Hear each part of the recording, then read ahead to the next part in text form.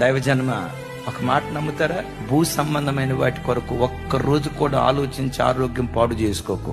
ఎప్పుడు ఏది నీకు కావాలో ప్రతిదీ వెతుక్కుంటూ నీ కాళ్ళ దగ్గర దేవుడు పడేస్తాడు. నీకు అవసరమైంది నీ కాళ్ళ దగ్గర దేవుడు పడేస్తాడు. నీ పిల్లలకు అవసరమైంది నీ కాళ్ళ దగ్గర పడేస్తాడు. క్రీస్తు యేసు మహిమైశ్వర్యంలో నీ ప్రతి అవసరత ప్రభు తీరుస్తాడు.